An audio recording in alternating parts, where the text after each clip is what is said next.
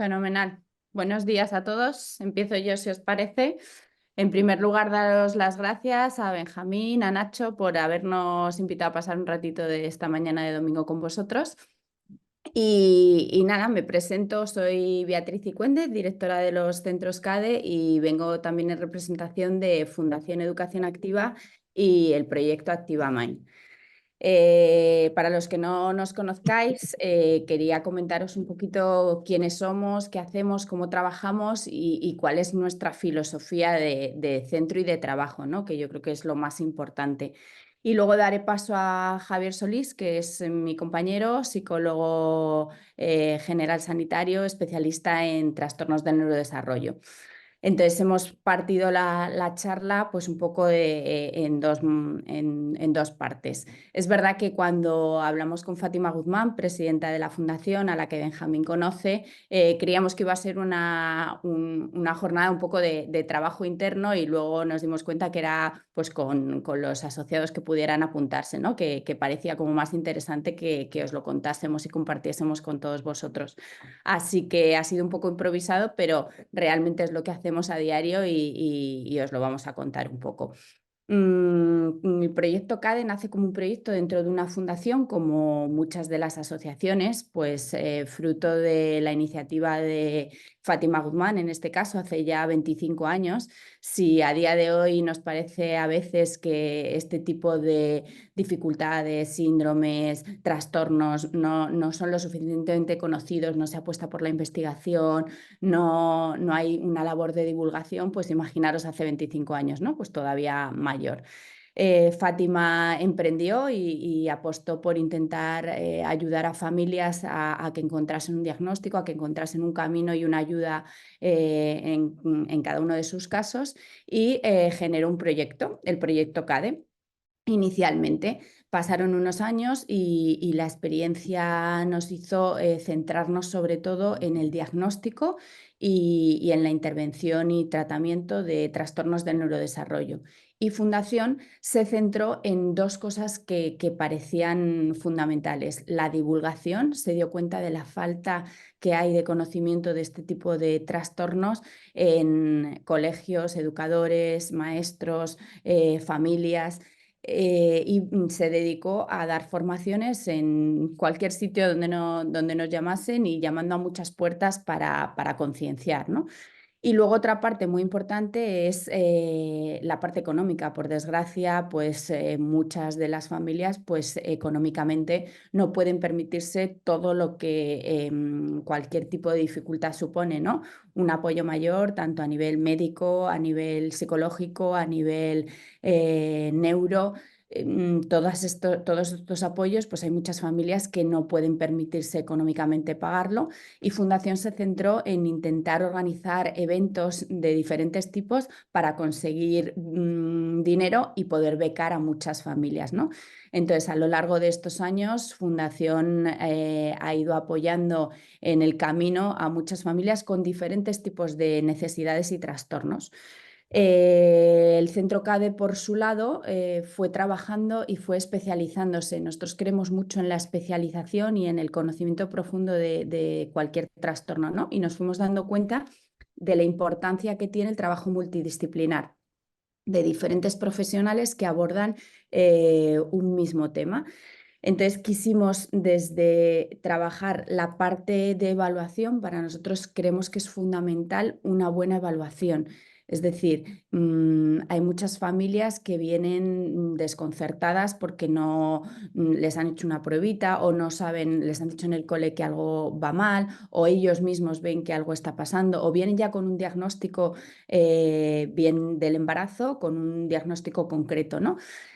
Para nosotros es fundamental una evaluación, pero una evaluación integral, es decir, una evaluación donde podamos valorar todos los aspectos, porque hay diferentes trastornos del neurodesarrollo que tienen una serie de sintomatología común, pero al final cada caso es único e individual, entonces muchas veces la expresión de esos síntomas es muy diferente en unos y en otros. y el que hagamos una valoración de un amplio espectro nos permite valorar cada caso de manera individual muy pormenorizadamente. Entonces vemos desde todo el aspecto de capacidad intelectual, toda la parte emocional, toda la parte social, toda la parte atencional, la parte de dificultad de aprendizaje, lectoescritura.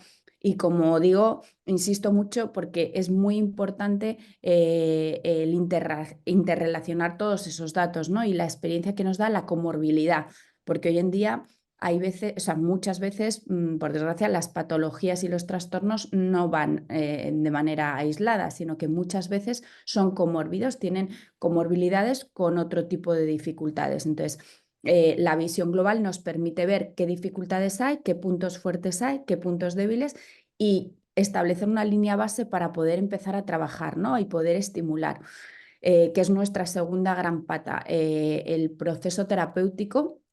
También integrado por diferentes profesionales, creemos que hay una parte médica formada por neurólogos, psiquiatras, infantojuveniles y de adultos que trabajan toda una parte médica, tanto de diagnóstico como de seguimiento de los casos.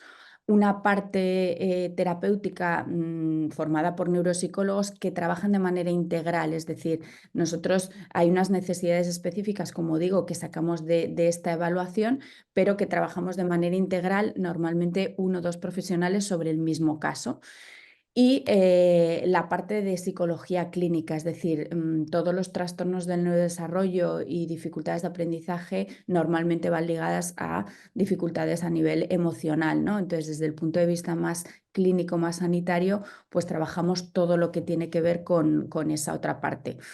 A lo largo de los años nos hemos ido, sobre todo en los últimos, quizá diría en los últimos 10 años, nos hemos dado cuenta que muchos adultos, y sobre todo en nuestro caso ha sido así, muchos papás de niños que acuden con nosotros a terapia, a evaluación, de repente empiezan a verse reconocidos en muchos síntomas, empiezan a decir todo esto me pasaba a mí en mi momento de infancia o de juventud, no se diagnosticó, no se trabajó y empiezan a necesitar una intervención. Muchos de ellos intervención y muchos otros que buscan un diagnóstico porque realmente no lo tienen, ¿no? Saben que una expresión del síntoma, cuentan y narran perfectamente síntomas, pero no saben qué diagnóstico hay detrás, ¿no? Y qué justifica toda esa sintomatología. Entonces llevamos unos años centrándonos mucho y en toda la parte del adulto. Y de esa experiencia, pues hemos sacado un nuevo proyecto, Activa Mind, que se centra sobre todo en el adulto y la patología del adulto y el tratamiento directamente con el adulto, ¿no? Creemos que evidentemente nunca es tarde para recibir ayuda, para buscar diagnósticos y para buscar estrategias que nos faciliten nuestro día a día y nuestra vida, ¿no?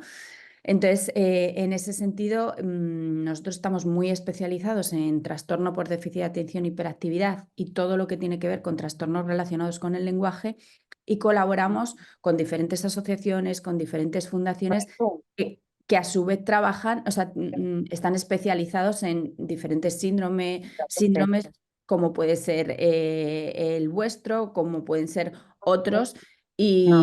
Y trabajamos de manera combinada, es decir, muchas veces tenemos que saber, aunque tengamos la sintomatología, saber de dónde viene y cuál es la causa para poder trabajar de manera integral toda esta parte.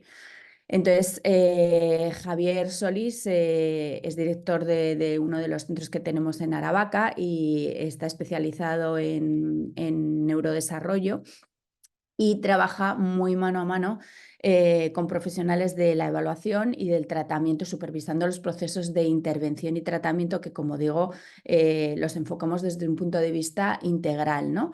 La parte profesional, evidentemente, para nosotros es importante. Todo nuestro equipo nos preocupa mucho la formación interna de los profesionales, la supervisión de los casos, el trabajo en equipo con otros profesionales de otros sectores con esas comorbilidades que nos encontramos, ¿no? Y el que tengamos esa visión global de la dificultad de cada caso en particular, ¿no? y él va a pasar a contaros un poquito la estructura que hacemos de evaluación neuropsicológica y por qué la hacemos de esa manera, al igual que el tratamiento, ¿no? ¿Por qué lo enfocamos como lo enfocamos? Y todo ello con una filosofía detrás de preocupación por la familia, por el paciente, por que se sientan escuchados, atendidos, acogidos, porque vosotros lo sabéis mejor que nadie. Cuando te dan un diagnóstico, pues te sientes perdido, te sientes que no sabes nada y lo primero que haces es intentar formarte, intentar saber qué puedes hacer por ti mismo o por tu hijo, ¿no? Entonces, la labor que hacéis, evidentemente, como asociación, somos conscientes que tenéis todos esos departamentos, ¿no? De intentar concienciar, de intentar colaborar con otras asociaciones, de intentar prestar ayuda a vuestros asociados para que cada uno encuentre eh, ayuda donde la necesite. Así que, Javier, si quieres, pasa a comentar un poquito cómo funcionamos desde el punto de vista de evaluación y de intervención, tanto en infanto-juvenil como en la parte de adultos con ActivaMind. Muy bien, gracias, Beatriz. Bueno, yo voy a enlazar un poquito con lo que ha estado hablando Bea en las últimas palabras. Hay un aspecto que sí que me gustaría transmitir, y es que el proceso de evaluación que nosotros hacemos está muy marcado desde lo que dice la evidencia neurocientífica de cómo debemos entender y detectar las dificultades de aprendizaje. ¿Y por qué enfatizo esto? Porque, bueno, o sea, al fin y al cabo, cuando tenemos que acudir a establecer los criterios diagnósticos de una dificultad de aprendizaje, esos criterios diagnósticos los vamos a encontrar en la parte médica, en lo que dicen los psiquiatras y los neurólogos. De hecho, los criterios diagnósticos del TDAH, de la dislexia, está dentro de un manual de psiquiatría. Entonces, de cara a establecer un protocolo de detectar estas dificultades, pues es muy importante valorar y entender qué está diciendo hoy en día la investigación neurocientífica. Entonces, este proceso de evaluación que yo os voy a comentar está en continuo movimiento, en continua ampliación, en continua revisión y en continuos cambios. Porque si hay algo que tenemos claro, bueno, tenemos un poco claro, porque lo que sí que es verdad que sabemos es que cada vez tenemos que renovarnos y atender a nuevas circunstancias. Pero hay un aspecto que es muy importante, y es que lo que realmente nos importa conocer cuando existe una dificultad en los procesos de aprendizaje, es conocer el perfil neurocognitivo. Y es del niño, de la niña, del adolescente, del joven o en determinados casos incluso del adulto. ¿Y por qué nos resulta importante esto de conocer el perfil neurocognitivo? Bueno, porque nos va a dar información de saber cómo ese cerebro aprende. Y en ese proceso de conocer cómo ese cerebro aprende, lo vamos a realizar aplicando una serie de pruebas neuropsicológicas que nos van a dar esa información. Pruebas neuropsicológicas que en principio puede ser bastante fácil de aplicar, porque todas estas tienen unos manuales estupendos que nos dicen paso a pasito lo que tenemos que hacer y cómo recoger los datos, pero de muy difícil interpretación. Y la dificultad en la interpretación es que establecer esa información o ese dato que arrojan a qué se debe, bueno, pues en el fondo lo que requiere es bastante años de experiencias en la que has aprendido mucho y también te has equivocado mucho y finalmente has acabado avanzando.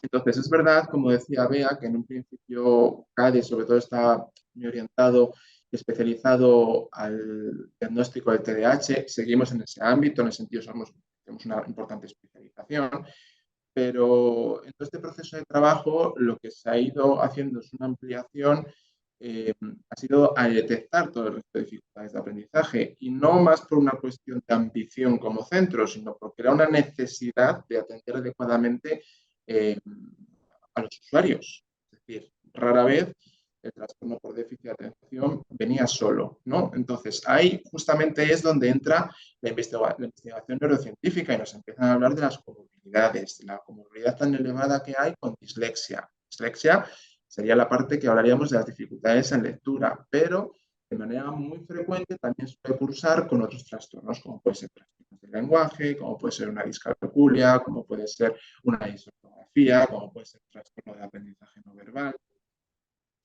diferentes aspectos. O, y bueno, incluso que quizás no hablemos tanto de este ámbito, de esto aquí ahora, pero también incluso lo que se llaman las dobles o triples excepcionalidades, ¿no? Tener un TDAH, tener sintomatología TEA, tener incluso un perfil de altas capacidades y todo de manera conjunta. Bueno, son procesos que se deben ir atendiendo. Y es que al final todas las dificultades de aprendizaje son un espectro. La verdad que eso está muy bien recogido en el símbolo que aparece cuando se habla de autismo, ¿no? Que se recoge el símbolo del infinito, ¿no? Como un aspecto en el que la sintomatología dentro de ese espectro puede presentarse de diferentes maneras.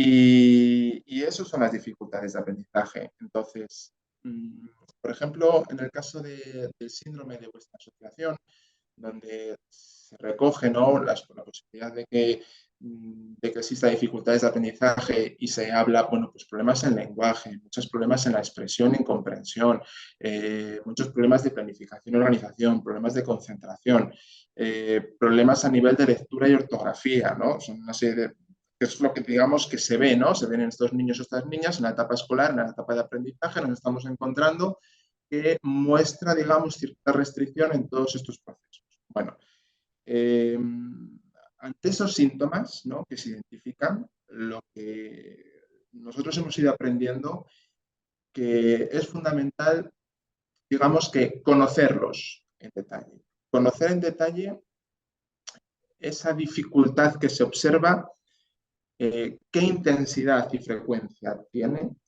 si se presenta de manera aislada o puede estar retroalimentada por otra, y si hay otras cuestiones superiores que la están condicionando. Y eso da, con el paso de los años, acaba diseñando nuestro proceso de evaluación, que es un proceso de evaluación eh, bastante ambicioso. Ambicioso sobre todo por el tiempo, tanto el tiempo de aplicación como el de ejecución, elaboración posterior del informe y las revisiones que necesita. O sea, es muy grande la cantidad de datos que aportamos.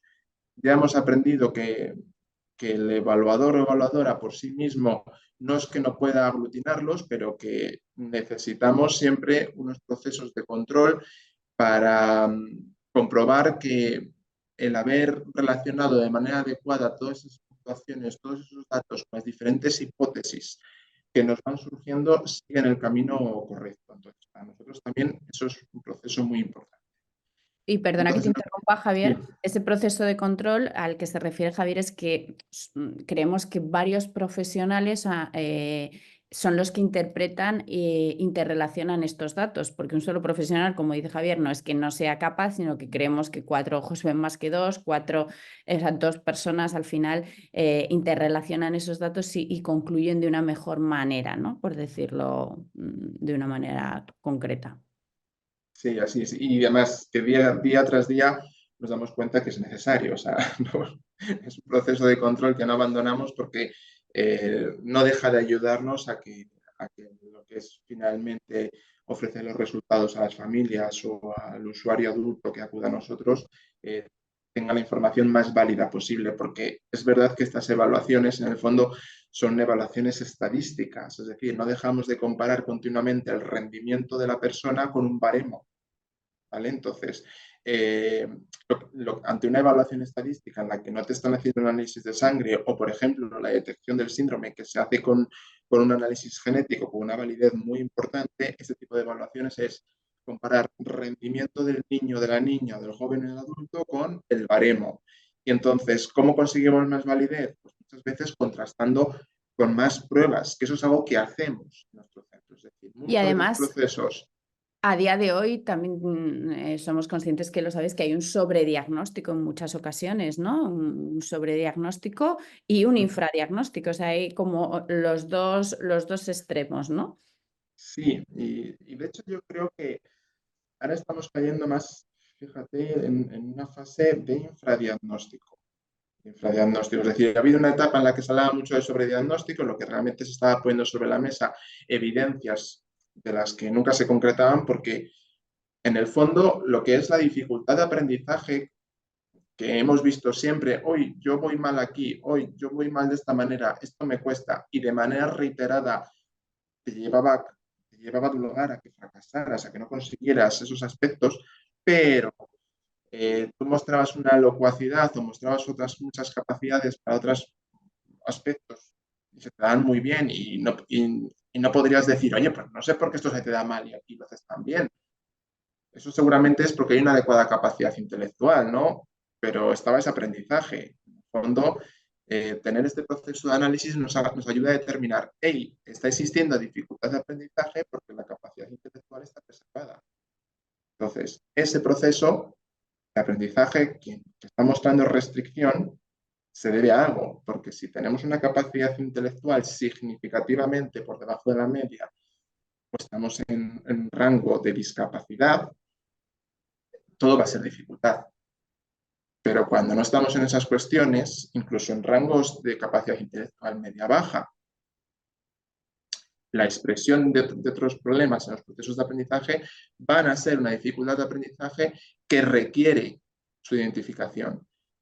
Y el no encontrar esa identificación sí creo que está llevando a un infradiagnóstico, pero principalmente sea por falta de especialización en determinados contextos. Pero bueno, volviendo para atrás, un poco lo que estaba comentando al principio, lo que estaba intentando hablar es explicaros el por qué hacemos este proceso de evaluación, ¿no? Y volviendo también a otro comentario que he hecho al inicio, es que el objetivo es conocer el perfil neurocognitivo de la persona, el cómo aprende. Esto lo vamos a conseguir aplicando una serie de pruebas neuropsicológicas, que como ya os he dicho, todas son pruebas estadísticas, que lo que hacemos de manera continua es repetir varias de ellas para contrastar, porque como he dicho, son pruebas estadísticas, entonces necesitamos validez para que el informe tenga una validez suficiente. Es cierto que nadie nos puede criticar por aplicar solo una prueba, como se puede hacer en muchos otros sitios, porque son pruebas que están reconocidas oficialmente, están tipificadas de manera adecuada a nivel estadístico y nadie te puede decir que estás haciendo mal lo que estás aplicando. Pero es verdad que dentro de nuestra experiencia clínica nos sentimos mucho más seguros contrastando un resultado que vemos con otras pruebas, porque creo que luego a las familias les da mucha más seguridad de saber que la información que tienen y que les proporcionamos es una información correcta, una información válida y una información que puede ser el punto de partida para empezar a hacer un trabajo específico con esta persona y aparte empezar a trabajar también con los colegios. Estamos en la etapa eh, infantil, bueno, infantil, primaria o secundaria, bueno, incluso las universidades, porque ahora mismo algo que me gusta muchísimo, las universidades, sean tanto públicas como privadas, están aplicando unos protocolos muy importantes para aquellos alumnos que tienen dificultades de aprendizaje. En general, casi todo es para TDAH o dislexia, pero bueno, pues, ¿quién lo diría? ¿Quién lo diría? Me parece que está siendo muy adecuado. Entonces, todo este proceso de evaluación cada vez empieza, empieza a tener un matiz muy significativo y es que es relevante prácticamente en todo el proceso vital de desarrollo y no dejamos de hacerlos en la etapa adulta. Es verdad que en la etapa adulta ya no nos importa tanto las cuestiones de aprendizaje, pero incluso ahí a veces la aplicamos. Bueno, voy un poquito ya a centrarme más a explicar el proceso de evaluación que nosotros realizamos. Como decía, nosotros queremos conocer el perfil neurocognitivo completo. Y para eso tenemos que tener, por un lado, información clínica, que la información clínica se va a recoger de los datos que da el entorno de la persona sobre la que queremos evaluar, que Eh, queremos a ver, conocer. oye, pues no te queda tan grande. ¿Alguien tiene por ahí desactivado Un el audio. micrófono? Estaba comentando que en este proceso de evaluación tenemos por un lado la información que vamos a recoger a través a nivel clínico, que son los cuestionarios, que son la inmensa mayoría intentamos aplicar esos cuestionarios que sean complementados por la escuela y por los padres, ¿vale? Porque las dificultades de aprendizaje siempre es muy importante que tengamos la fotografía de dos contextos y lo ideal es el contexto familiar y el contexto escolar. Eso nos da mucha información. De hecho, hay muchos procesos de evaluación, especialmente para el TDAH, que pueden establecer un diagnóstico única y exclusivamente con estos cuestionarios clínicos, es decir, con los datos que aportan los progenitores y los datos que aportan los profesores. los protocolos diagnósticos dirían que es válido, no se estaría haciendo nada mal. Lo que sí que nos encontramos es que te puedes dejar mucho por el camino. Uno, porque en el caso del TDAH, hablando única y exclusivamente del TDAH, que es el único caso en el que tenemos unos criterios clínicos por cuestionario, es decir, no hay un cuestionario de dislexia. Si os vais a los manuales, no tenemos un cuestionario de dislexia que se aplique a padres o profesores que sea el que permita establecer el diagnóstico. Por ejemplo, en dislexia siempre hay que comprobar la ejecución del niño o la niña y valorarlo. Pero en el caso del TDAH hay una serie de cuestionarios que en principio pueden ser diagnósticos de manera suficiente. ¿Pero qué ocurre en ese caso? Bueno, pues diagnosticas a lo mejor un TDAH, pero te dejas por detrás pues todo el resto de dificultades que puede haber, porque esos cuestionarios no lo miden, solo miden los síntomas específicos del TDAH. Y son los síntomas específicos de lo que se ve desde fuera. A esto que hemos aprendido, qué creemos o qué dice la neurociencia, los neurólogos especialistas en trastornos del neurodesarrollo, bueno, pues tenemos que conocer cómo aprende el cerebro de esta persona, cómo es su rendimiento intelectual, y cómo son el resto de procesos que condicionan los aprendizajes, es decir, los procesos atencionales, las funciones ejecutivas, la lectoescritura. Entonces, una vez conocido ese dato, conocido la información clínica, siempre aplicamos una prueba de capacidad intelectual. Además, una capacidad intelectual larga, que nos dé información de todos los procesos de razonamiento. Tanto el razonamiento que está más vinculado a la parte del lenguaje, la parte verbal, como el razonamiento que está concentrado en la parte del razonamiento perceptivo, que está más relacionado con el pensamiento lógico-matemático. Y aparte, a nosotros no nos interesa, que a veces es necesario, pero no nos interesa tanto la puntuación del CI, esto que muchas veces hablamos de tiene un CI, se tiene tal, nos importa más el cómo razona a nivel verbal, cómo razona a nivel no verbal y cómo es aprovechado ese razonamiento. Es decir, si esos componentes de capacidad verbal y de capacidad visoperceptiva, que a lo mejor pueden ser muy altas, están por encima de la media, son súper elevadas, pero eso está bien aprovechado. ¿Eso quién nos lo dice? Bueno, pues la valoración de la memoria de trabajo y la velocidad de procesamiento. Cuando esos aspectos se encuentran en rangos normativos, nos dice que mis capacidades de razonamiento posiblemente sí estén bien aprovechadas.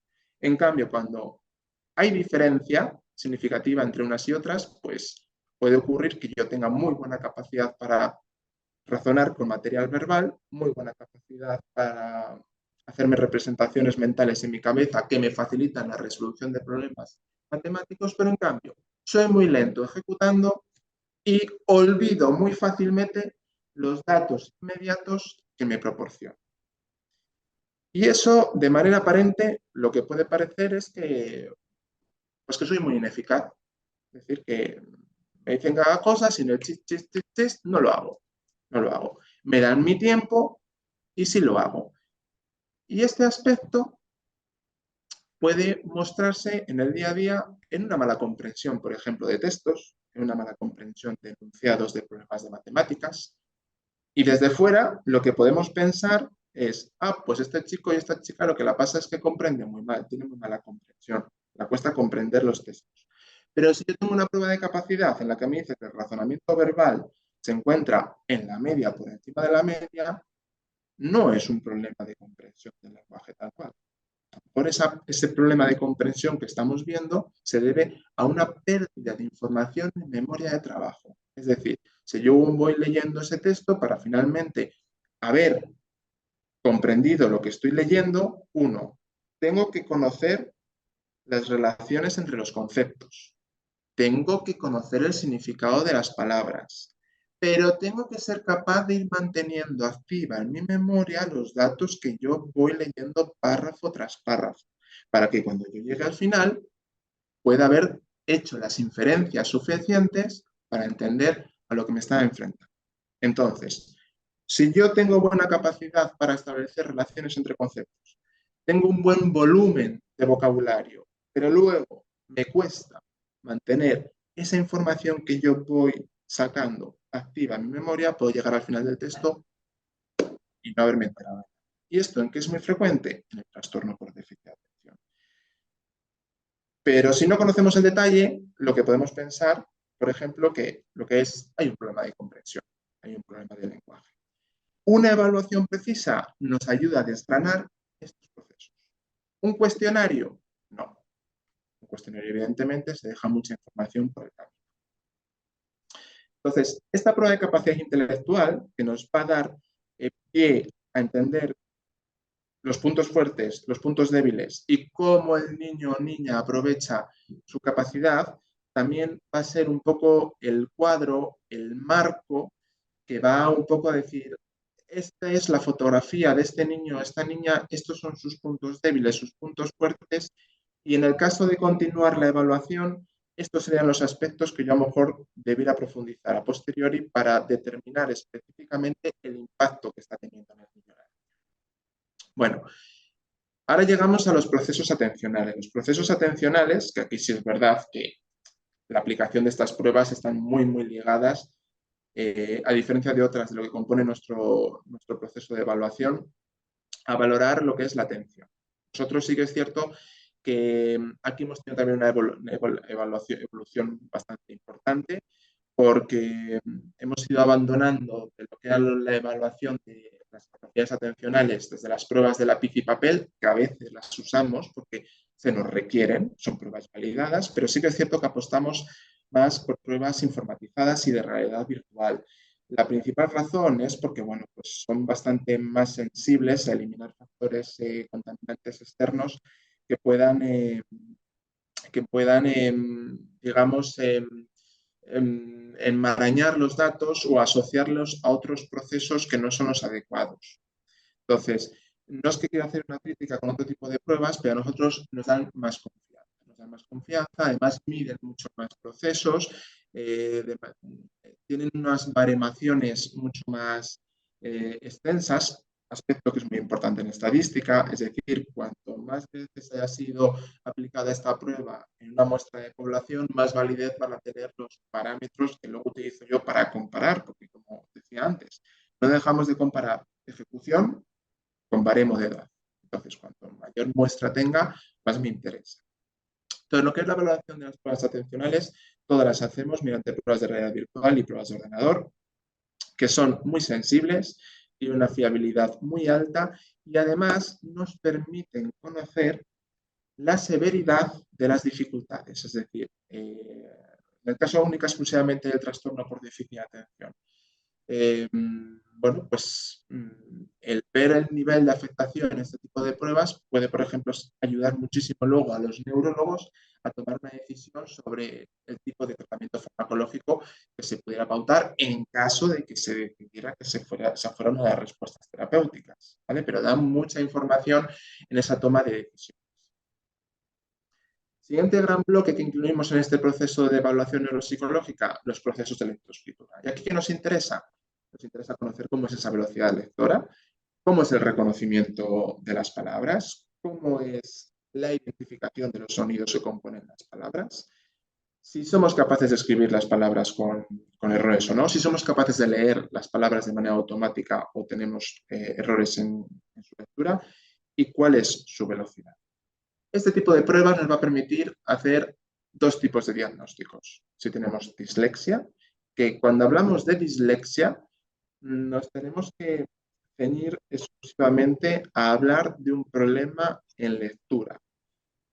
Dis es no, lexia, palabra, no acceso a la palabra. Es decir, aquí nos tenemos que olvidar de las cuestiones de izquierda a derecha o que dentro de la dislexia haya problemas también con las matemáticas. Es única exclusivamente un problema en lectura. Es decir, si yo, por ejemplo, tengo 15 años, leo, no cometo apenas faltas de ortografía, no me equivoco a la hora de leer, pero leo muy por debajo de la media a nivel de velocidad lectora, la probabilidad de que yo tenga dislexia es altísima, aunque no confunda letras, no confunda la B con la D o cualquier otro tipo de circunstancias, o escribo en espejo, que son a veces cuestiones que se comentan muy, muy a menudo, ¿no? Entonces, aquí lo que tenemos que entender es que la dislexia en el fondo es no haber alcanzado una competencia lectora a la edad en la que ya la tendrías que tener, ¿vale? Y además, si acudimos a lo que dicen los manuales diagnósticos, o sea, eso es exactamente lo que dicen. Lo digo porque el término de dislexia está siguiendo una evolución. Antes de que se hablara tanto de TDAH, lo que más se conocía era dislexia. Y dentro de la dislexia nos podemos encontrar como que rasgos de sintomatología de la dislexia es problemas para concentrarte. No. Pero ¿qué pasa? Que dislexia y TDAH aparecen de manera conjunta muy frecuente. ¿Qué es lo que pasa? Pues cuando hablábamos a un disléxico y veíamos esas dificultades atencionales, muy probablemente esta persona disléxica también fuera TDAH. Pero a nivel de criterios diagnósticos solo nos tenemos que quedar en lo que es el acceso al léxico que llamamos, es decir, cómo es mi competencia lectora, olvidándonos de que si tenemos un rasgo de que si confundo letras o escribo en espejo o dejo de escribir. Llegado a este punto, que me queda hablar de las funciones ejecutivas, que también lo relacionaríamos en especial con el TDAH, aunque bueno, puede guardar relación con otros muchos procesos. ¿Por qué evaluamos las funciones ejecutivas dentro de nuestro proceso de evaluación? Bueno, las funciones ejecutivas nos han hecho ser lo que somos, es decir, personas que somos capaces de tener el control de nuestra conducta, es decir, somos capaces de autoprogramarnos para dirigir nuestra conducta y alcanzar nuestros objetivos. Esto nos permite dejar a un lado los instintos que sí que tienen los animales, es decir, somos capaces de frenar nuestros impulsos y tomar decisiones en base a las experiencias pasadas. Las funciones ejecutivas son exclusivas del ser humano y las tenemos gracias a que se ha desarrollado nuestro lóbulo frontal. Aquí tenemos un lóbulo frontal excepcionalmente grande, el ser humano, por eso tenemos una frente tan grande. Y aquí nuestro lóbulo frontal, que es donde residen las funciones ejecutivas, no reside la capacidad intelectual, pero está el director de orquesta.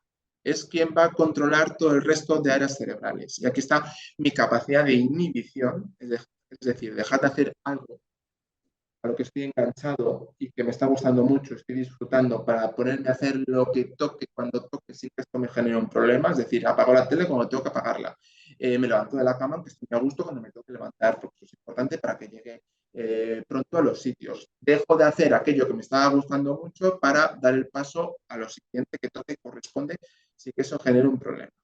Mi capacidad de iniciativa, me pongo a hacer las cosas cuando toque y como toque, esto es un problema. Cuando digo que es un problema, el que me enfade o el que me haga aplazarlo. Soy eficaz en los procesos de planificación, organización y secuenciación. Recuerdo fechas, datos que son relevantes para organizar mi conducta. Tengo organizado el material que necesito para hacer mis actividades diarias. Llevo un control temporal adecuado del tiempo que necesito para hacer tal actividad y además soy capaz de secuenciarla. Decido que primero hacer esto, que me va a invertir más tiempo y es más difícil, para dejar otras actividades para otro momento.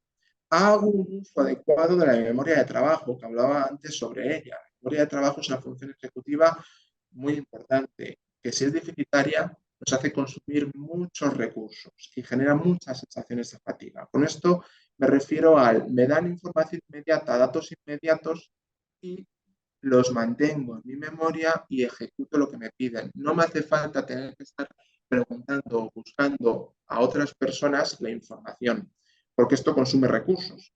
Quien quiere hacerlo lo va a hacer, pero lo que nos encontramos en muchos niños y niñas con ese tipo de dificultades, que el no conseguir mantener la información activa en su memoria les hace el no hacer la actividad. Por diferentes razones. Por no conseguir buscar la información en otro sitio, por no saber cómo buscarla, pero no te facilita esa eficacia. Entonces, las funciones ejecutivas afectarían a todos los procesos de aprendizaje, pero sí que es cierto que es un aspecto especialmente deficitario en el trastorno por déficit de atención. Entonces, siempre en un proceso en el que queremos tener este diagnóstico claro, tiene que haber una evaluación de estos procesos. Pero ¿qué nos encontramos con todos los niños, niñas, adolescentes, adultos que valoramos? Bueno, pues que todas estas dificultades en los procesos de aprendizaje suelen tener una afectación emocional. Entonces, en torno al 80-90% de los niños y niñas que evaluamos, nos encontramos que muchos de ellos tienen problemas a nivel de autoconcepto, indicadores de ansiedad o indicadores en depresión. Esto no significa que haya un diagnóstico ansioso-depresivo. Son indicadores emocionales que tenemos que estar teniendo en cuenta porque las dificultades de aprendizaje no solo tienen un impacto en la expresión académica, sino también tienen un impacto en la expresión emocional y en la expresión personal y en cómo yo me interrelaciono con mi entorno. Entonces, el incluir esta serie de cuestionarios, que a nosotros nos parece muy importante, bueno, pues nos acaba dando información de determinados aspectos de cómo se encuentra el niño y niña y entonces el entorno, cómo debiéramos actuar y sobre todo para hacer una toma de decisiones una vez que hemos finalizado nuestro proceso de evaluación, que va a ser lo más adecuado. Aquí me estoy adelantando algunas cosas, pero en muchas ocasiones podemos encontrarnos que tenemos un diagnóstico muy claro de este listado de dificultades de aprendizaje, pero tenemos a este niño o esta niña con una cuestión emocional muy intensa que está afectando y amplificando las dificultades que están detectadas y que muy probablemente pueda ser la prioridad de la intervención De hecho, y perdona que te dejar interrumpa, Javier. aplazadas. Dime, dime. En relación a esto, las cuestiones emocionales, nosotros creemos y siempre, la gran mayoría de los casos, damos prioridad a estas cuestiones emocionales, como decía Javier, o sea, muchas veces condicionan, aunque ya tengamos identificadas unas dificultades específicas, si el estado emocional de la persona, sea niño, joven, adulto, está muy tocado, hay que empezar por esa parte para luego poder intervenir el resto, ¿no? Porque si no es intervenir sobre algo que no va a tener resultado. Entonces, para nosotros es muy importante toda la parte emocional, ¿no? Javier se ha centrado, esta descripción que ha hecho de una estructura de una evaluación neuropsicológica, como bien ha dicho, adaptándola a las necesidades de cada caso y aunque tenemos un protocolo básico, sí que lo vamos adaptando en función de los resultados que va dando y de lo que vamos observando, vamos aplicando unas cosas u otras o insistimos más en un área que en otra en función de cada caso en particular, ¿no? Con los adultos, como he comentado al principio, desde hace ya unos años estamos recibiendo muchísimo adulto.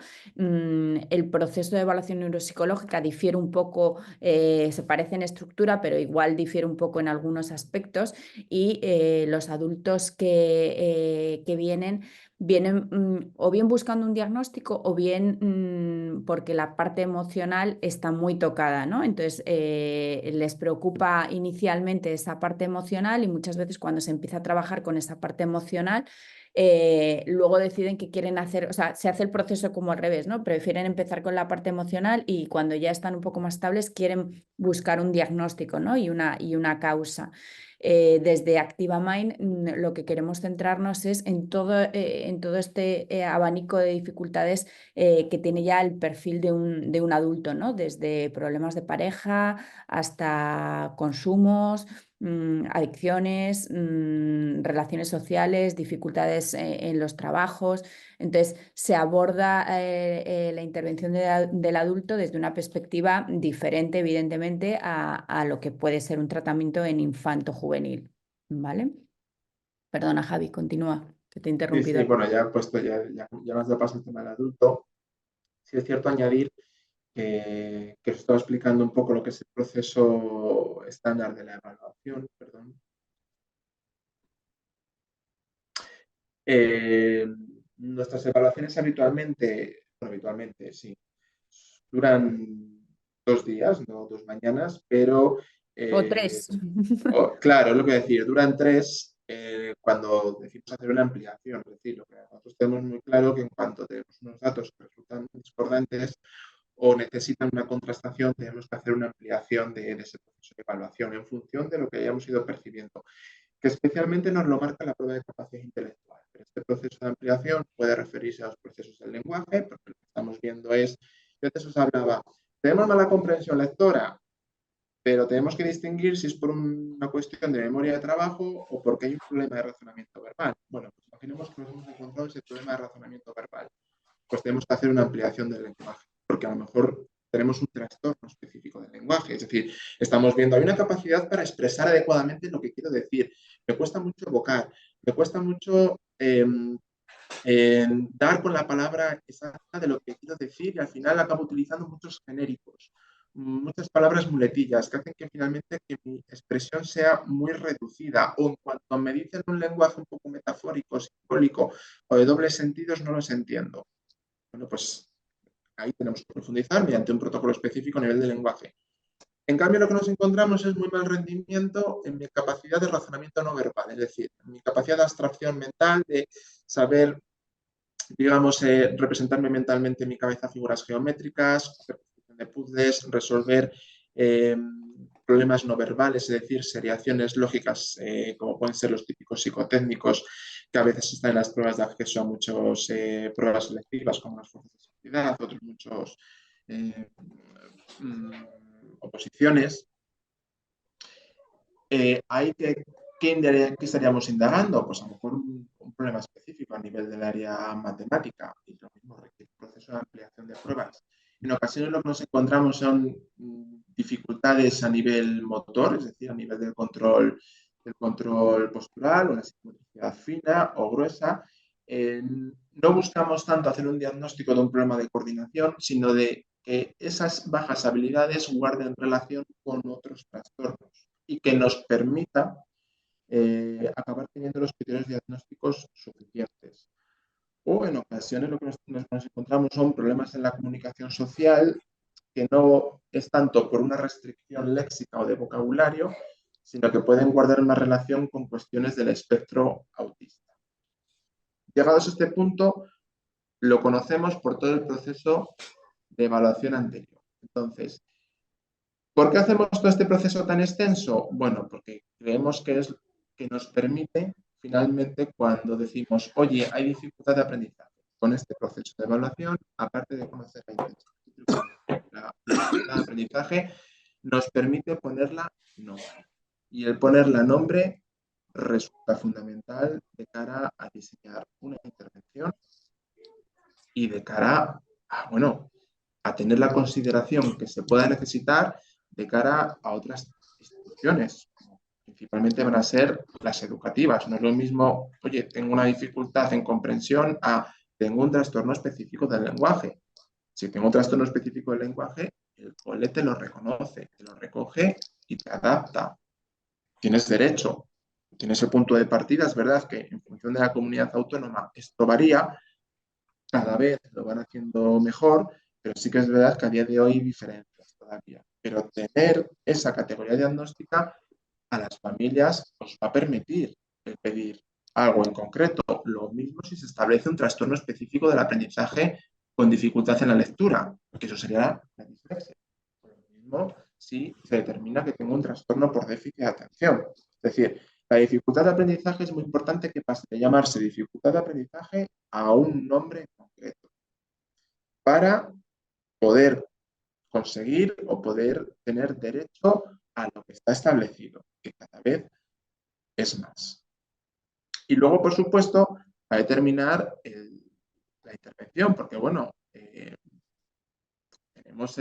hacemos esta evaluación que es muy ambiciosa, que es muy compleja, que nos da mucha información, pero el objetivo es el día de siguiente, es decir, estas dificultades que estoy registrando, pues tengo que intervenir sobre ellas. Nosotros, dentro de toda nuestra experiencia de intervención sobre las dificultades de aprendizaje, hemos decidido aglutinarlas siempre dentro de un tratamiento que se va a dividir por objetivos en función de los diagnósticos que hemos establecido. Es decir, nosotros no dedicamos a lo mejor una parte del tratamiento a, bueno, pues vas a tener unas horas de estimulación del lenguaje, más a nivel de logopedia, vas a tener unas horas más a nivel de estimulación del pensamiento matemático, porque no avanzas en el currículo, o vas a tener unas horas más dedicadas a tema de lectura. No, nosotros diseñamos un tratamiento neurocognitivo donde establecemos una prioridad de objetivos terapéuticos, consideramos cuáles son los más importantes y comenzamos a trabajar sobre ellos. Por ejemplo, imaginamos que tenemos un diagnóstico en TDAH y dislexia. Y esta dislexia está generando una dificultad en lectura muy lenta y que esa dificultad, esa velocidad lectora lenta, está generando cierto problema en comprensión lectora, que es lo menos, ¿eh? O sea, es lo menos. Habitualmente nos da la sensación que una dislexia sí o sí va a generar un problema en comprensión, pero es sorprendente los niños y niñas disléxicas los pocos problemas que tienen en comprensión.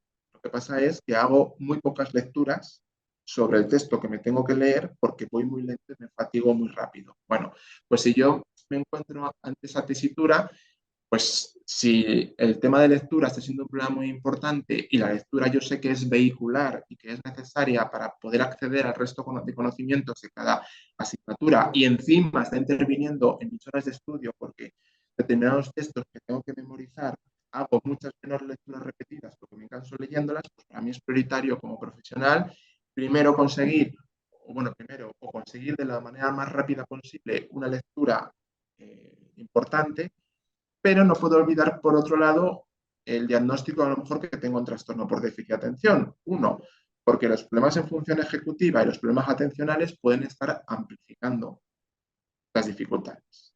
¿Vale? Entonces, nosotros dejamos estructurado siempre un tratamiento en el que vamos fijando objetivos en función de los diagnósticos que hemos hecho. No es lo frecuente.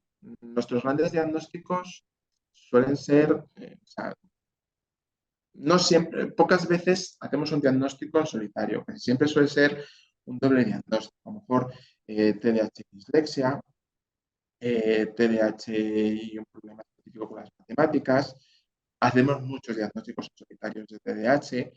A veces nos encontramos con un diagnóstico en el que tenemos TDAH, dislexia y trastorno específico del lenguaje. Esto hace que los objetivos terapéuticos sean muchos y el Y tratamiento a, y a vaya a veces requerir mucho tiempo.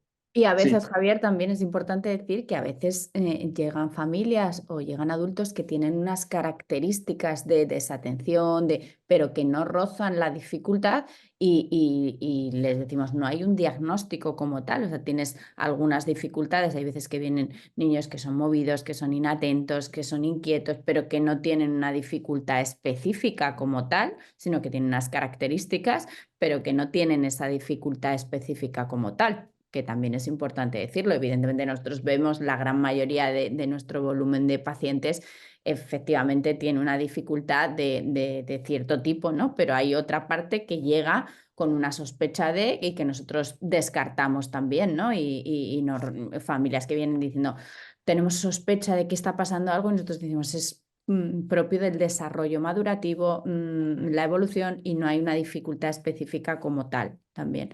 Perdona que interrumpa, Benjamín o Nacho, no sé, por tiempos, ¿cómo vamos? ¿Cuánto tiempo tenemos para calcular?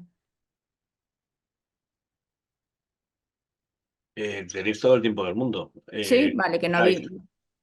Vale, vale, fenomenal, que no sabía exactamente, digo, cómo Esto habíamos si, puesto. si la gente ya no aguanta más, se irá, pero Vale, no te preocupes. vale, vale. Para calcular, Javi. vale, bueno, gracias, Bea. Eso que ha dicho Bea ahora es muy interesante. Sí. O sea, yo me estoy centrando mucho en hay dificultad y la estamos encontrando. No, pero sí es verdad. Una de las cuestiones que esta evaluación, que a veces puede parecer un poco sobreactuada por la cantidad de pruebas, pero sí que es verdad que muchas veces ante el motivo de consulta, ¿no? El motivo de consulta de, oye, pues tengo a mi hijo, mi hija, que tenemos un freno a nivel académico, bueno, pues esas evaluaciones, nosotros sí que es verdad que tenemos muy claro que a la hora de hablar sobre algo, queremos hablar siempre con información concreta, que es lo que nos da la evaluación. Y sí es cierto que no dejamos de ofrecer resultados en los que decimos, pues mira, la sospecha que teníamos de que todas estas dificultades podían constituir un diagnóstico, pues no lo constituye. Y nosotros creemos que es igual de importante, porque ayuda muchísimo a direccionar, o sea, a direccionar la mente, especialmente de los progenitores, y plantearnos entonces hacia dónde tenemos que ir y qué pasos tenemos que dar a posteriori. Pero es verdad que hay veces también que en la propia consulta, porque nosotros no hemos hablado de ello, ¿no? Pero nosotros siempre,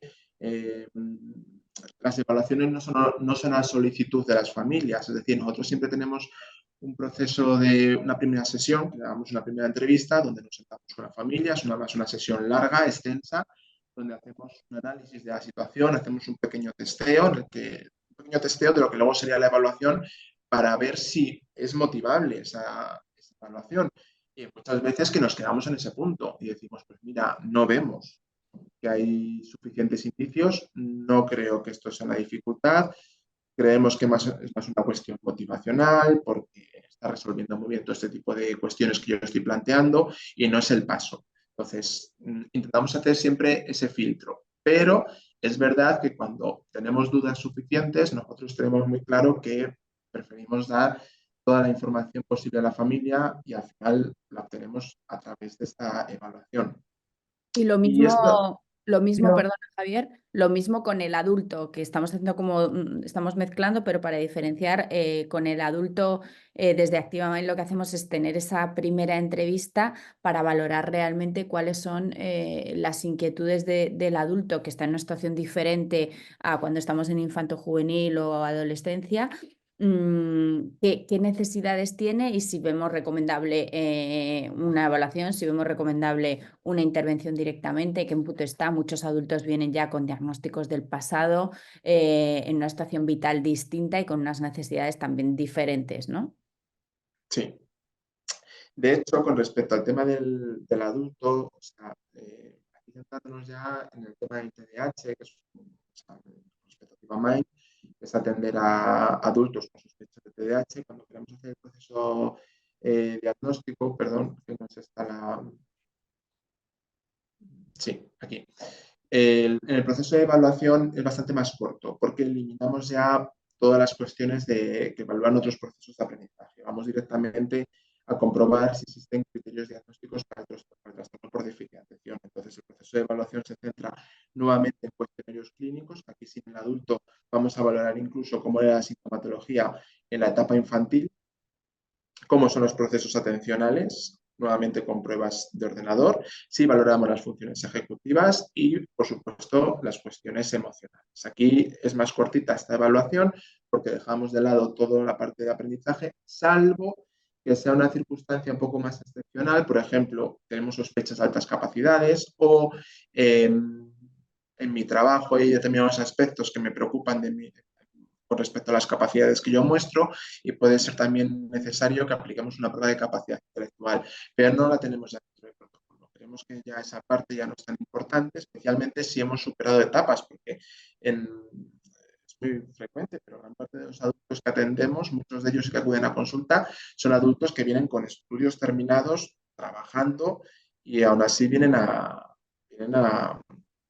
la búsqueda del diagnóstico. Estamos ya en esa fase de no consigo terminar. Hay otros que sí, yo no consigo terminar, yo estoy haciendo ahora esto, pero tampoco nos es relevante valorarlo. Entonces ahí se disminuye mucho el proceso de evaluación.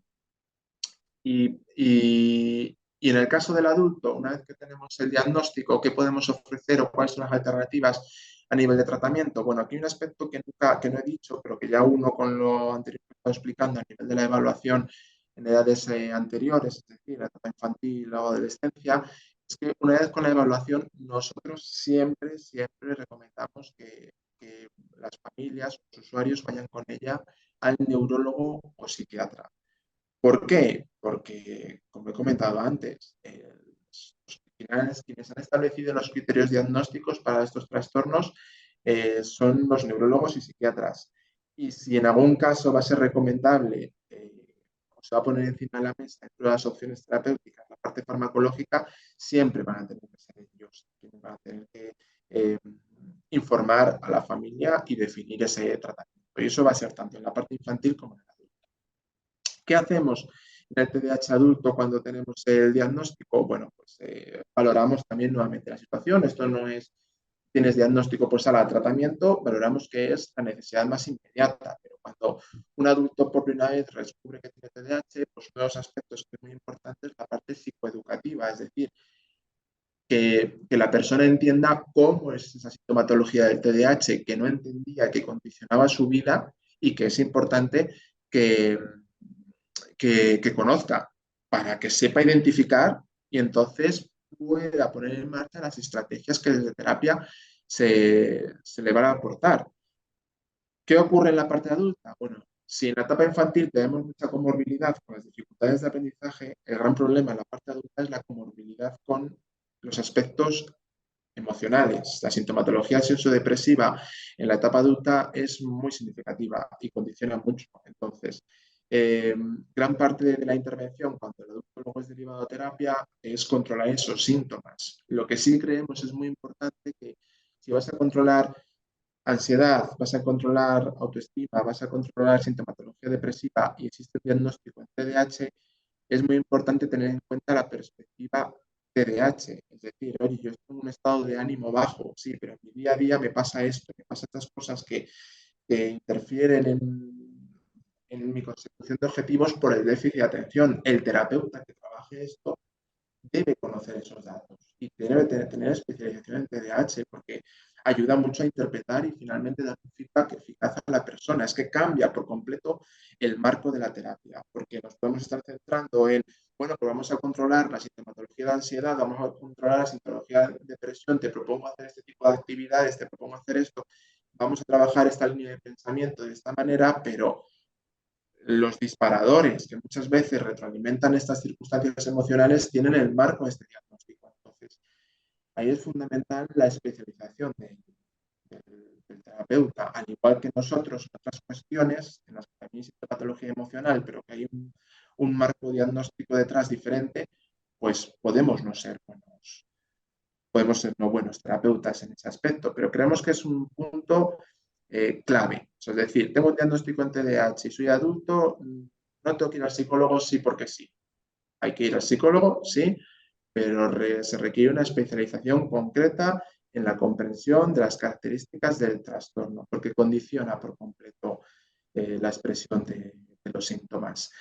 Y muchas veces en esta circunstancia, bueno, pues a lo mejor es simplemente el paciente, el usuario que acude a terapia, pero a veces incluimos a toda su realidad sociofamiliar, especialmente familiar, porque especialmente cuando son adultos jóvenes y que muchas veces los propios padres necesitan esa psicoeducación para entender la sintomatología y cómo condiciona la expresión conductual de Y las la parejas persona. también en muchas ocasiones. Y a nivel de pareja, exactamente, tenemos mucha circunstancia de adulto con muchos problemas de pareja, problemas laborales o algunos, que es muy frecuente, yo resulto en mi trabajo, pero a costa de mucho esfuerzo. Y eso es donde va finalmente la autoestima, el autoconcepto. Y ahí es donde vuelvo a reafirmarme, es fundamental. Ese doble esfuerzo que tengo que hacer, ¿por qué es? Entonces, muchas veces tengo que ser especialista en déficit de atención para comprender su origen. Realmente asesorar de manera adecuada. Entonces yo creo que como síntesis de todo esto, que para nosotros es muy importante, es partir de un buen punto de partida. Y ese buen punto de partida es conocer de manera muy precisa el perfil neuropsicológico de la persona, para lo que sea, para conocer cómo aprende, para determinar si existen dificultades de aprendizaje y si cumplen criterios diagnósticos, que marca la diferencia. Conocer cómo la parte emocional está afectando a la expresión de los síntomas, si la está amplificando o lo que ha condicionado, con el objetivo final de definir un tratamiento que ayude, porque en el fondo de todo esto es finalmente qué hacer después. Y esto es la forma en la que nosotros trabajamos, pero si en un principio he mencionado mucho el tema del TDAH, porque es verdad que partíamos de esa especialización. Cuando nos encontramos dificultades de aprendizaje, cuando nos encontramos dificultades de aprendizaje asociados a determinados síndromes, como este caso, está claro, es así, las dificultades de aprendizaje son secundarias al síndrome. No obstante, si cumplimos criterios diagnósticos dentro de esas dificultades de aprendizaje que te permiten exponer la categoría diagnóstica, sí es recomendable y casi podríamos decir necesario que igualmente se aplique. Otra cosa es que se pueda plantear, yo obtengo un diagnóstico en dislexia, tengo un diagnóstico en trastorno específico del lenguaje, por encima de todo esto hay un síndrome. Yo tengo claro que es secundario al síndrome. Pero de cara a establecer una serie de ayudas concretas en determinados contextos, como va a ser el académico, si yo cumplo esos criterios, aunque sea secundario al síndrome, debiera ponerse para poder establecer tanto la terapia como la ayuda en otros contextos.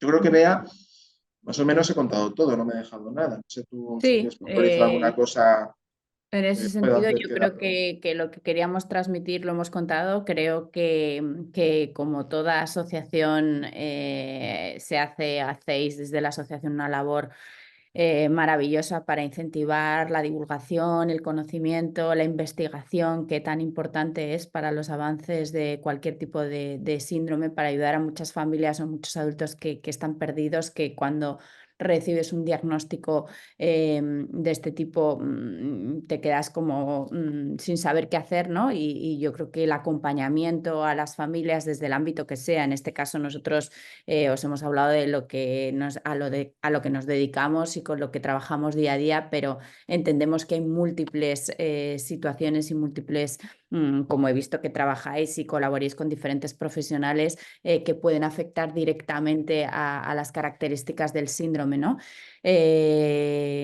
Estamos aquí para lo que necesitéis y que podamos colaborar ayudándoos de alguna manera, tanto con labor de divulgación como intervención y abordaje de cualquier tipo, ¿no? No sé si tenéis alguna duda, pregunta que podamos solventaros. Aquí estamos para lo que necesitéis. Sí, ahora a partir de ahora ya podéis, si queréis, todos los asistentes, sacar vuestras caritas o encender el audio y hacer las preguntas que consideréis oportuno.